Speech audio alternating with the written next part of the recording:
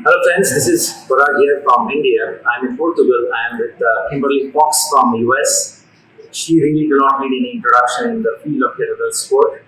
She's one of the best whom I know. Multiple times world champion, multiple times master of sports world class. Over to you, Kimberly Fox. Thank you very much for joining this conversation. You're very welcome. Viewers and I would like to know how did you get started with kettlebell sport? I got started, honestly, it was kind of a long story. I was deployed into Iraq, and when I was there, I started to learn how to box. And when I came home, I wanted to continue doing that. So I went to a local Muay Thai gym that also offered boxing, and the boxing coach there told me that he didn't teach women. And so I went over and I started doing Muay Thai. So that's where I met my husband. And at the time, he was going through his master's degree in exercise physiology. And the guy that he was interning with did kettlebell sport.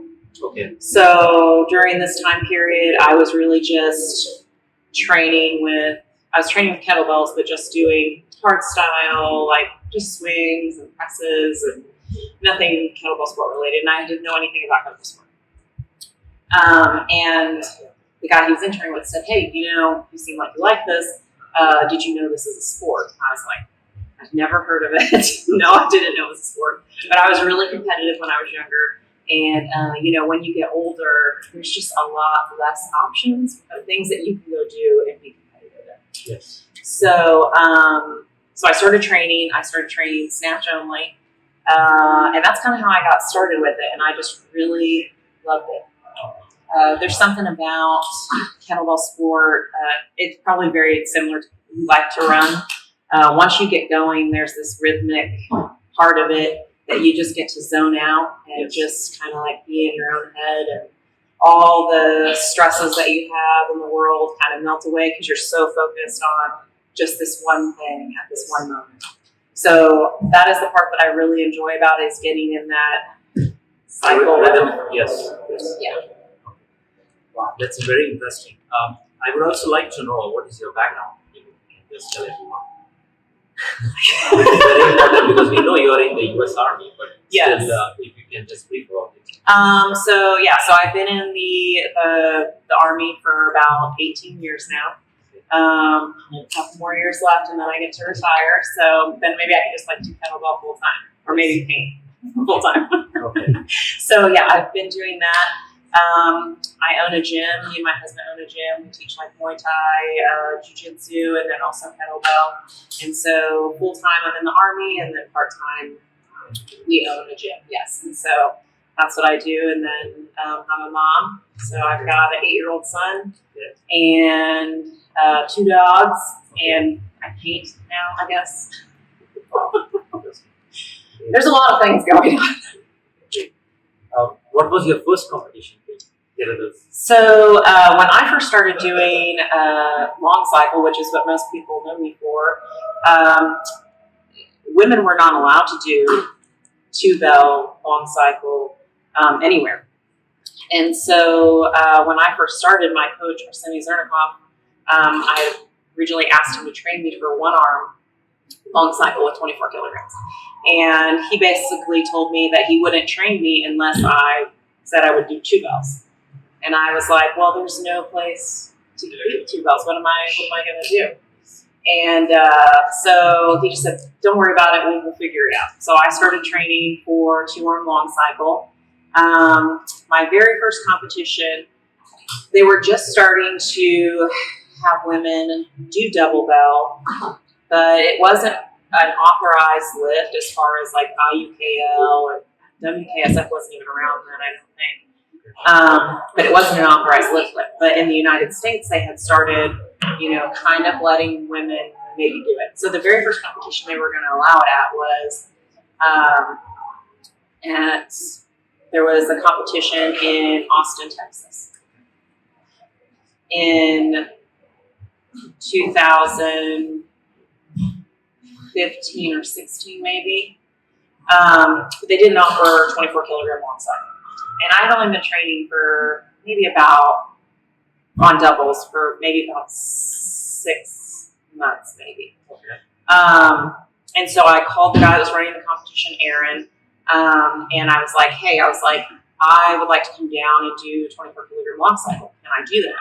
And he was like, well, yeah. He's like, we can add it. He's like, I don't know if I have anybody for you to compete against.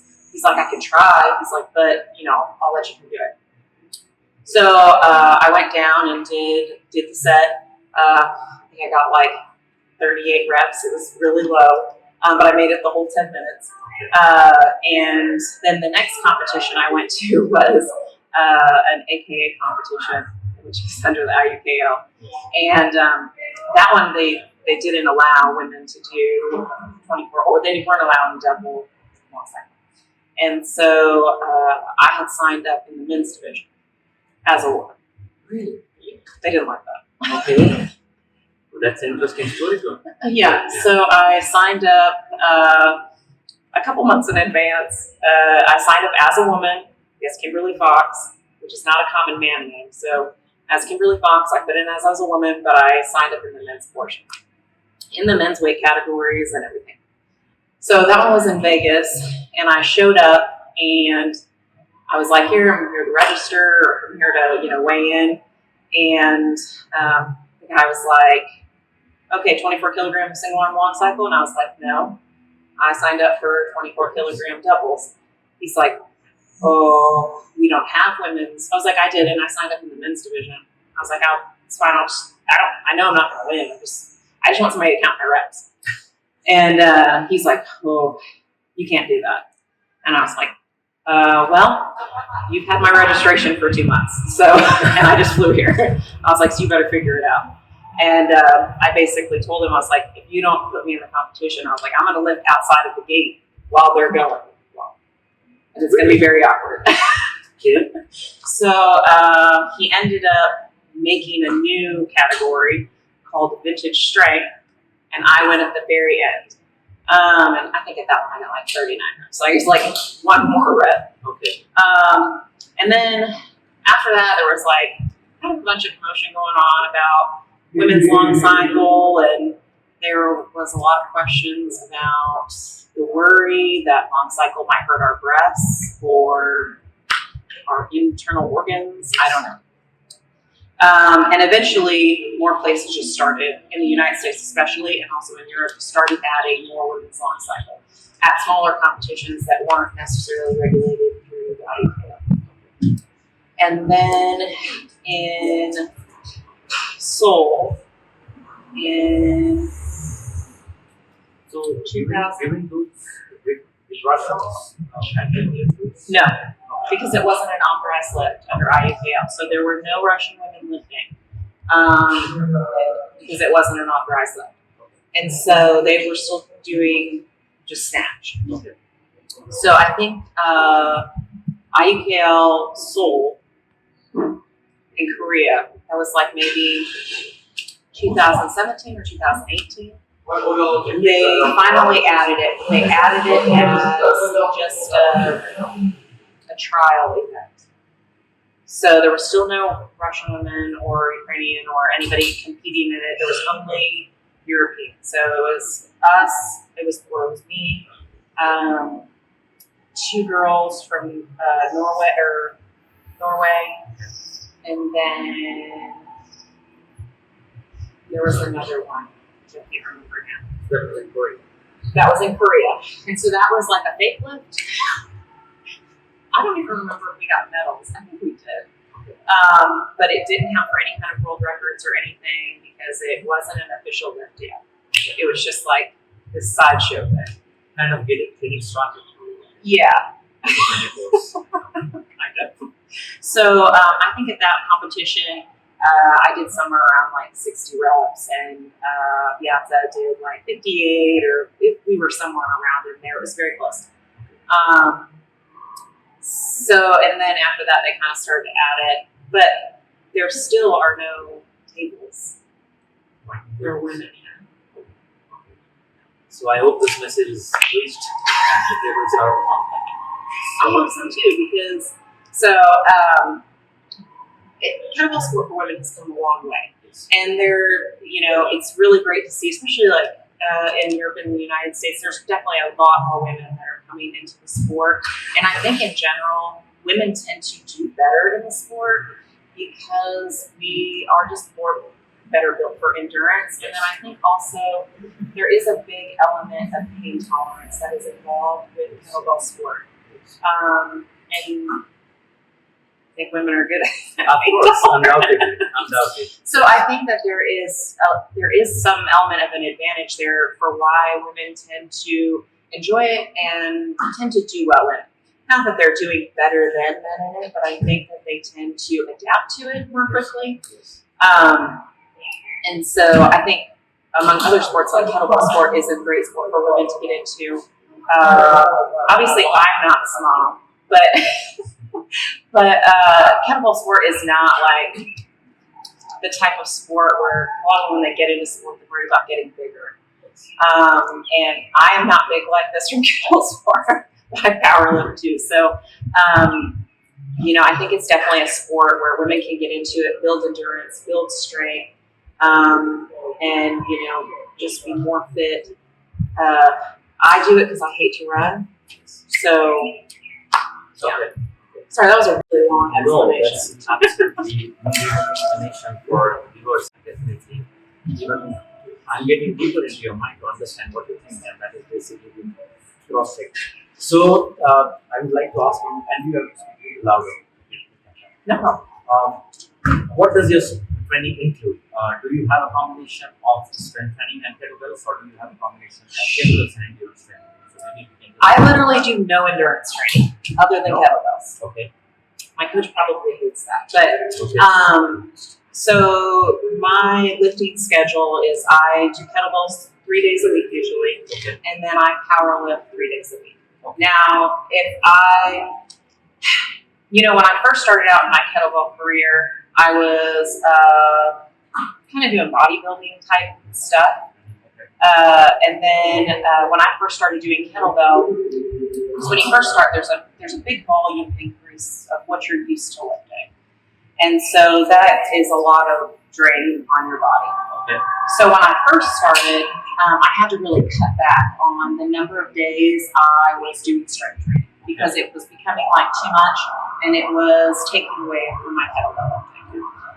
But fast forward, like once you adapt to the volume loads, now when I'm lifting, 8 or 10,000 kilograms in a session, that's normal for me. So it doesn't really, it's not a huge toll on my body.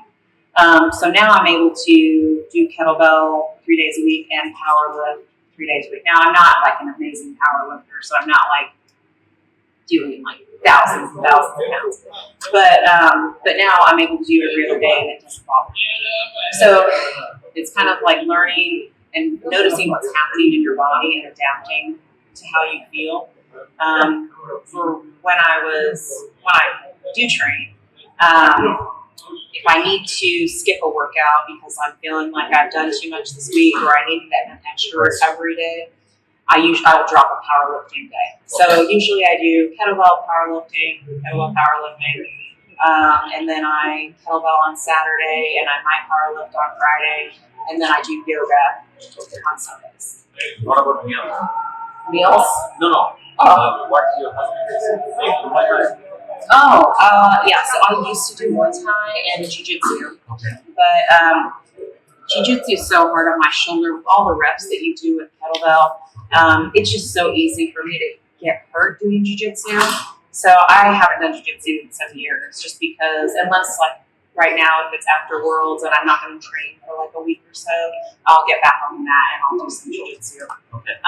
But you can definitely, with kettlebell, work kettlebell into like let's say you do Muay Thai or let's say you do jiu-jitsu or soccer or football. You do football. That you can work kettlebell into your training program because it is a really good accent to any sport because it's so hip dominated and because of the endurance aspect of kettlebell, it makes it a great additive for really any sport. So when I first started kettlebell, I used to play softball. So and I'm like a power hitter, but one crazy thing happened when I started doing kettlebell is that my hip strength went up so much. I started like hitting home runs like a couple a game, and nothing had changed except for I had added in kettlebells. Yes. And so it wasn't like I was practicing more. It was just that one thing. So, and I even think for us for like wrestling, because, you know, let's say for like hardstyle, you know, wrestling is a 3 to 5 minute long session, right? And you get on the mat, you're doing 3 to 5 minutes, or boxing, you're doing 3 to 5 minutes. So kettlebell is one of the few types of exercises that's endurance and under load. So, which is why it's a good additive for those types of sports. You know, for jiu-jitsu, like, you notice like better wrist strength, you know, forearm strength. These are all things that are important when you're controlling the body of the person. So, even if you are planning on doing kettlebell sports specifically, I think it's a great option to pretty much anything. So that's a very good insight given by Kimberly that even if you are from a different sport, still you can add kettlebells to the conditioning. It's a very good takeaway for us, because if you're not into kettlebell sports, still you can do kettlebells. Okay, that's interesting. In Portugal, you have one gold and one silver. That's in snatch and long cycle. Yes. How is your experience and what is your learning? Well, I haven't done long cycle in about 3 years. Okay. So I've been solely doing biathlon, just jerk and snatch. So I didn't really train for long cycle coming into this, which was an interesting experience for me because I did long cycle for a number of years. But for kettlebell sport, you know, it's very important, like your pacing and knowing what pace that you're going to go for the whole set so you can last the full 10 minutes. Yes. And honestly, even up till the day of my lift, I was not sure what pace I was going to go because I haven't done it in some years. Yes. So like for jerks, for biathlon, I do like 13 reps a minute. Okay. And the last time I did long cycle, I was doing like 8.5 reps ish. Okay. So I was like, well, I've been training this whole time. Like, my conditioning should be very similar, maybe. I should have listened to my coach because he was like, just do 7. And I was like, man, really want to get 8 again, you know? And I do all of my pacing by breath count alone. I don't watch the clock. And so when I was this prior month, I've been trying to figure out my pace again. But I think my jerk is much faster than it used to be, and my clean is a lot faster. And so I used to do about 3 reps, to be about 7 or 8 reps per minute. But now 3 reps for me is more like 8, 9. And so I got up there doing 3 reps a minute, and my first minute I did 9, and then I did 8, and then I did 8, and then I did 6. And I messed up. So it was a good learning experience. I mean, I still had a decent result. I still had a good result. It's not what I wanted to do, and it's the first time I've ever gotten up where I was like really struggling on the platform. And it just like goes to show like that 1 rep difference makes like a huge difference. Yes. When you're going. I mean, just 1 rep is like way more tiring. It doesn't seem like it should be, but it is. And so the first rule that I learned is that you should really just listen to your coach. Yes, that's a very good learning for you. Even after all these years. So, but I still had fun. It was nice to see after I went back and watched the video that I think my form even still has like improved even more. So it was good. Okay, so connecting to this question, we have one more question. As an amateur lifter, how many competitions do you can compete in a year as a professional, like you're professional competitions? So you can be at your best. Okay, so usually I don't suggest people do more than one competition per quarter. So 3 to 4 competitions in a year. So that way you have about 3 to 4 months to build up some gain in between competitions. So yeah, usually I compete about 4 times a year. And then, but 3 to 4 is good, so that we have enough time to experience some growth, because it's going to take that long for the endurance side of it to build up.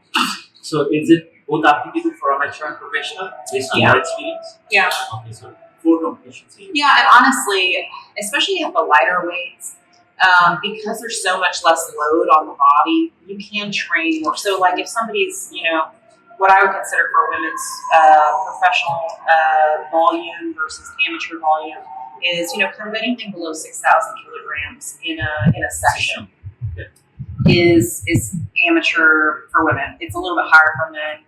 And so if you have somebody that's lifting below that, they could really lift every other day and they would be fine. Or if you're training just snatch every other day, you can train snatch easily.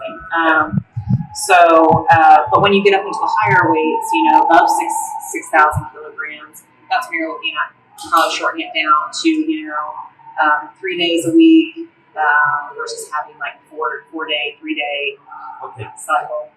So, but it really just comes down to how you feel, So if you're feeling very drained and you're not getting the numbers that you wanted, and sometimes you have to push it back. But I also think when I'm working with people, when I give a program, their expectation is that they are supposed to meet the program, right? And every program that you do, you really should be failing. You should fail every time. Because if you're meeting if you're meeting the prescription of the program, then it was too easy, right? So when I'm training, I have so many spreadsheets. I have a spreadsheet for pretty much every workout I've ever done since I ever started. But it's nice because when I go back to look at these spreadsheets and I need to do a workout, I can say, okay, last time maybe I survived 10 reps per minute with the 28s or the 24s for 4 rounds. Okay, and I did 11,000 kilograms or something. So I'm like, okay, this time I'm going to try and survive for 5 rounds. Okay, so but if I get to that 4th round and I'm like, there's no way I can make it a 5th round fully. Okay, well I need to go back and look at my numbers and see now how can I increase my overall kilograms in the end. That may mean when I drop down to like 22 or 24s or whatever I'm going to next, that I have to survive longer on them. Yes. There has to be somewhere in there that every time I do a workout, I'm making a small step over the line of what I did last time. So that way you're always moving forward. Not a big step, just like there's always small growth.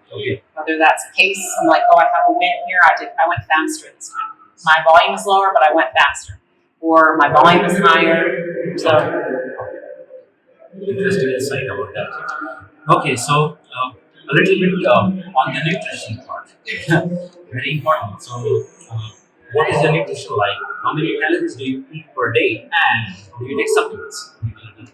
I take just like normal stuff. Yeah, I don't really drink protein shakes because I hate drinking shakes. So my husband actually does all of the cooking. Okay. So I do not cook at all. I'm a terrible cook. So he does all of our meal prep for the week. So I generally eat 4 times a day. Back when I was like really like, well, there was one year I cut down to like 68 kilograms. Okay. You don't want to know what I am now. But I cut down to 68 kilograms because that was the next weight class below me. And normally for like IUKL, you can, in the professional division, you can only have 1 person in each weight category. Okay. So there was another girl that wanted to compete in the professional category, and she's like crazy tall. Okay. So there was no way she was going to be able to make 100s. Well, for me, it was like 148 pounds. Okay. And which I think is 68. And so I had to go like on a huge long diet to cut down to 148, which is not standard for my size. Like I haven't been 148 pounds in a long time. So, but normally I eat somewhere around 20 grams of protein, 20 grams of carbohydrates, and like 2 cups of vegetables per meal, and then like 5 grams of fat in each meal, approximately. So our planned meals are like that. And I'm a creature of habit, so I kind of eat the same thing every day. Now my husband, he cooks, so there's different meals in there, but that's kind of how we weigh all of our stuff out, or he does. Okay. And You just eat. I just eat. Okay. So, yeah, so that's kind of how it's built around. So mostly non-vegetarian, eggs, chicken, or Yeah, eggs, yeah, I don't care. so you are less on fat, more on protein and carbs. Mhm. Yes. So if you were gonna think about, it is always smart to try and organize the biggest part of your meal around when you are going to be lifting or when you're going to be doing the most amount of work. So, you know, if you are trying to keep yourself at a certain amount of calories per day because you're trying to cut down weight or trying to stay at a certain weight, you want to organize the most amount of your calories and protein around when you're doing the most amount of work. Yes. So that may mean eating a larger, say if you work out at 1600, then maybe eating a larger lunch with a higher proportion of your protein in that meal that's before you lift, Yes. or in the meal that's right after you lift. Okay. And then usually, if I'm being very crazy about nutrients, I will drink casein protein shake, and I'll drink half of it prior to my lift, and then I will drink it throughout my lift, and then finish it at the end of my lift. And then also consuming some kind of casein type protein before you go to bed for optimal recovery. So what we used to do, because I don't like drinking shakes, is that we would take cottage cheese. Yeah. And you know, that's, Yeah. okay. So you would take cottage cheese and you put it in a food processor and blend it, so it's smooth. And then you would take like a sugar-free pudding mix, Okay. and mix that in there, and then it's kind of like a dessert. So you can have like 225 grams of this before you go to bed. And everything is done by yours. Yeah, I am a kept woman. So, I think he knew that when we got married. I was like, I don't like to do any. I'm not domesticated. It's like, Okay. Good. So it's a great conversation. Thank you very much. We would like to know your best numbers in long cycle and bike. okay. So my best result I think was 82 or 83 Long cycle? in long cycle for 24 kilograms. We'll say 82. Okay. And then my best result for biathlon is 200 points.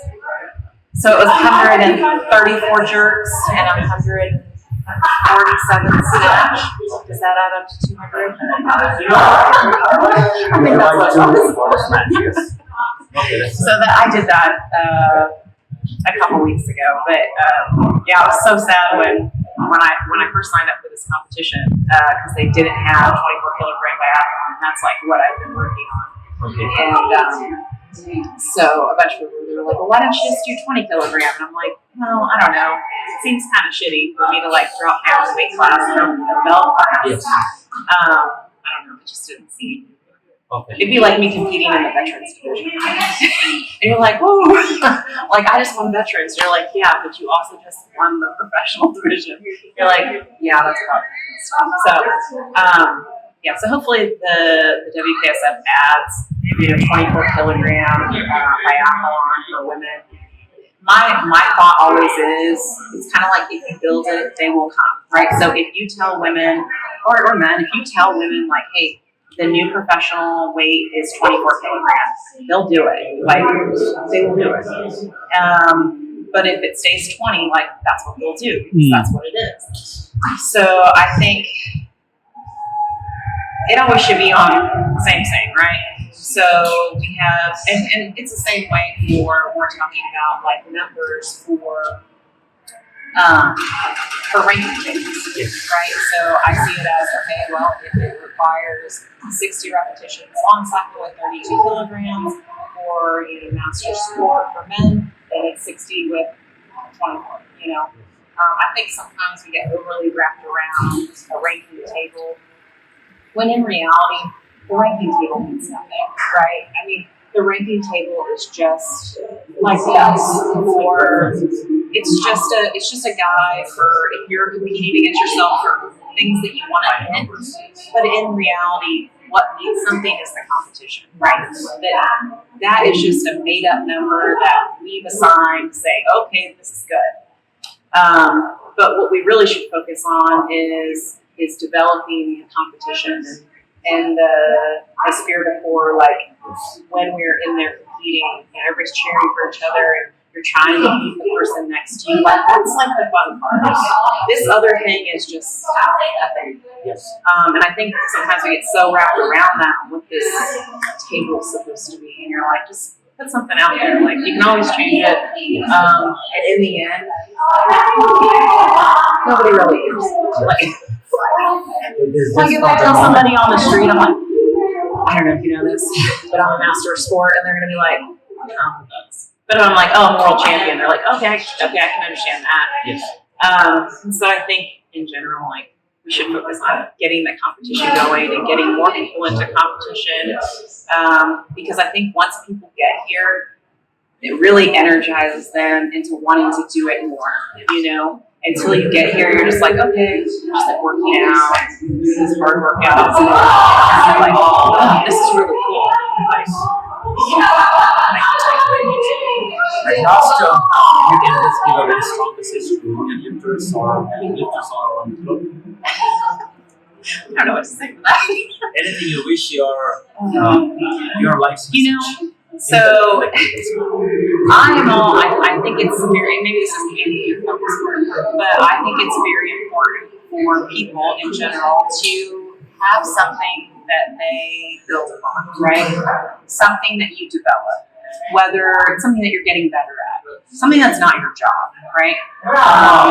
That you put personal interest into grow. And I think when people grow personally or develop personally, I think that's when you're the most happy. And I think that sport or whatever you decide to do is something that will be that. Yes. So don't let people hold you down from doing something that you potentially might enjoy. I think a lot of times, we decide not to do something because it seems like too much work.